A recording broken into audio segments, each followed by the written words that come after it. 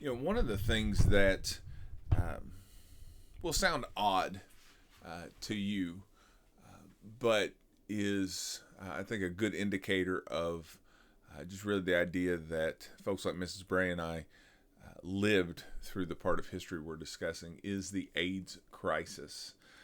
Now, you probably know what AIDS is, the acquired immunodeficiency syndrome, the kind of the culmination of contracting the HIV virus.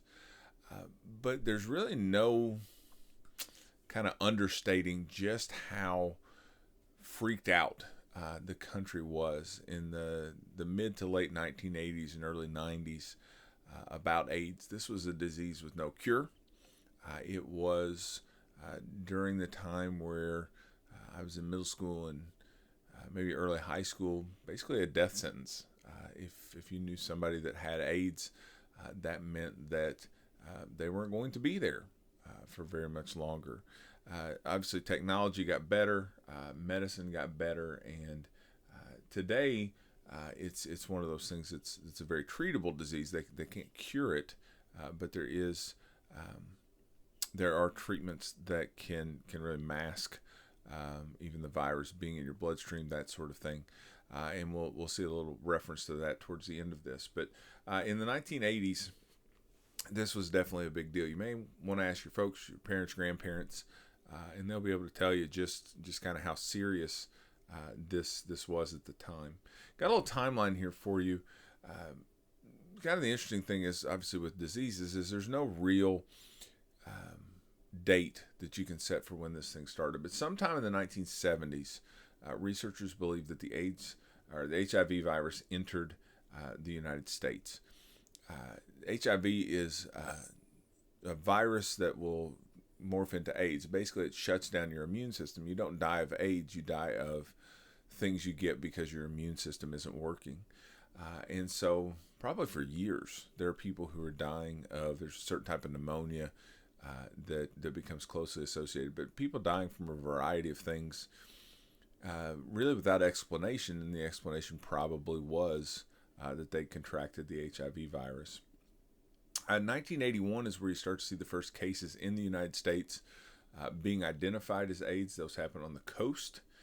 And somewhat controversially, there are two groups of people this becomes very closely associated with. One were gay men, and the other were IV drug users. And you can make an argument when you look back at the time that really kind of the slowness with which society starts to attack this disease has to do with the fact that those two groups of people weren't particularly valued in the United States at the time.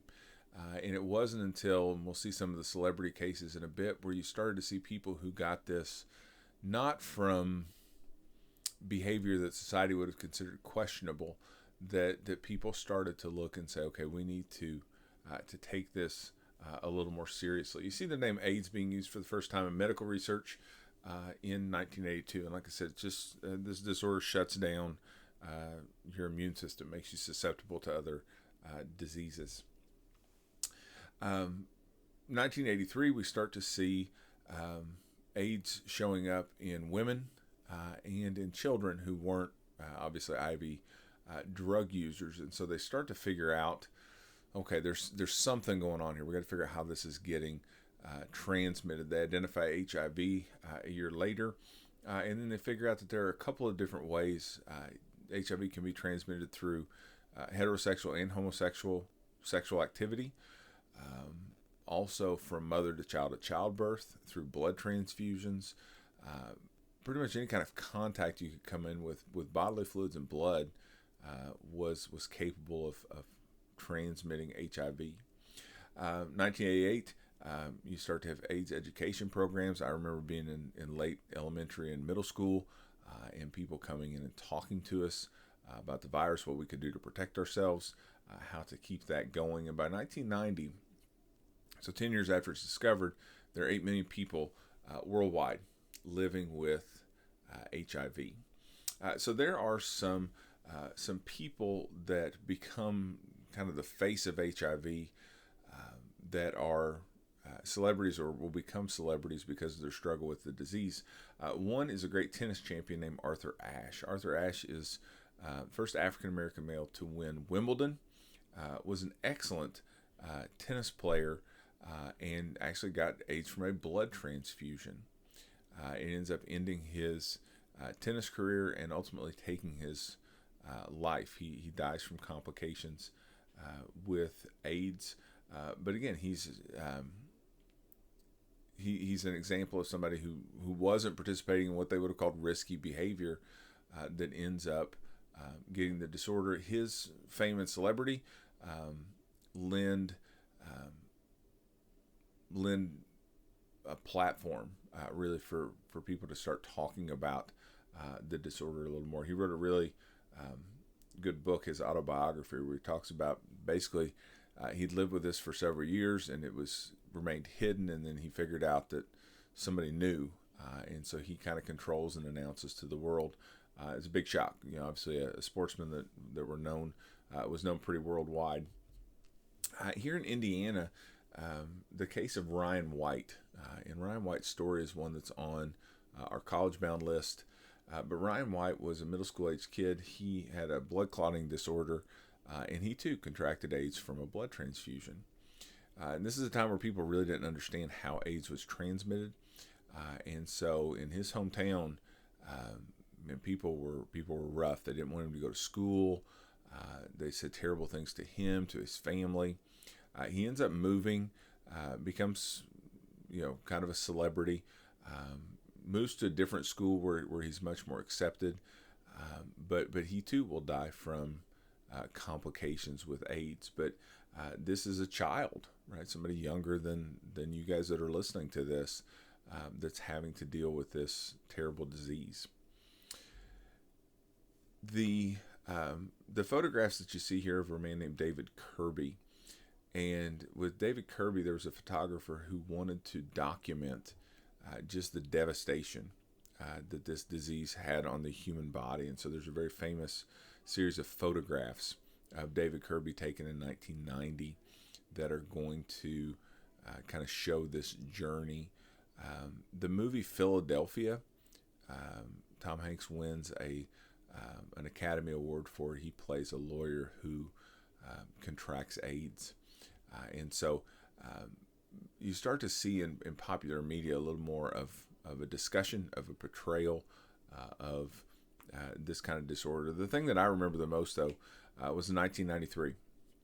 Magic Johnson was an NBA star, five-time NBA champion. He was a star for the Los Angeles Lakers, one of the most known names in all of the world. And I remember he announced right before the season started that he had contracted HIV. And really people were kind of forced to confront two things. One is kind of the stigma surrounding males and HIV. Magic Johnson was a heterosexual male. Matter of fact, had a lot of folks he had to contact after he found out that he had AIDS. But there were still some NBA players who were reluctant to support him through that. He ended up trying to come back and play, but there were people obviously who were very uncomfortable in a contact sport like that, playing that way. Comes back and plays in an all-star game and then ultimately retires. But for most of us, we thought that's it for Magic Johnson.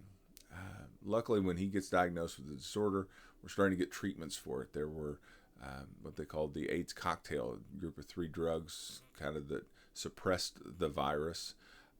And so he's managed to live, still obviously alive and very active today. He's part owner of the Los Angeles Dodgers. You see him all the time on the media, very successful businessman. But, if you'd ask us in 1993, the idea of him being here still was almost unfathomable. But it shows just how really in that decade and a half, things started to turn. Like I said, AIDS treatments have continued to get better. But this is definitely a part of history. Like I said, if you've got somebody a little older in your life, you may want to ask them about it. I guarantee you they've got memories of some of these things.